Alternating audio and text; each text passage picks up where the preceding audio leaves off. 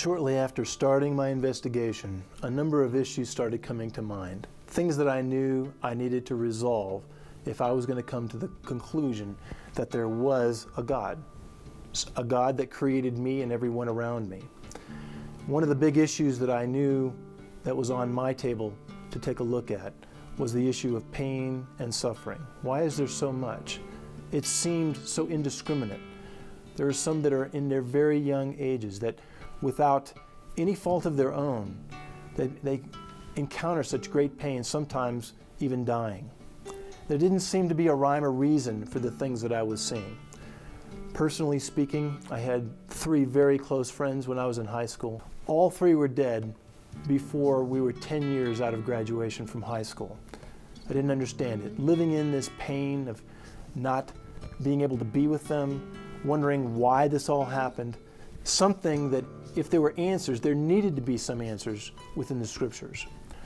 I realized that going through the death of my friends and everything that occurred after that my life was not the same in the midst of pain as it was when things were same old, same old.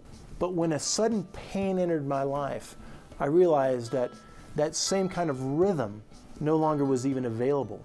Not that I even wanted to have that rhythm, but I slowed down tremendously, asked questions that I wouldn't normally ask, and think about things differently. And so within the biblical perspective of what takes place, it appeared that pain could have a role to play that would cause us to pause from life's distractions and cause us to think about the big things, the big picture of life. And if we are created beings, to think about our relationship with our Creator.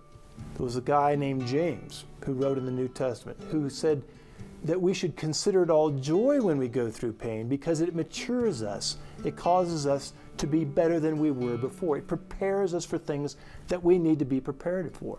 And without going through the rigors of painful circumstances, we're less prepared to do the things that we need, to be prepared for what's going to happen not only in this life, but as James would say, for the next life as well. And I determined that at least one of the outcomes of having pain in our lives is that God can get our attention.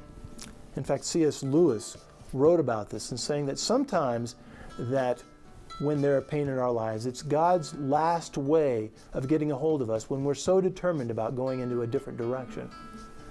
So in this chapter, I investigate what the scriptures say about pain.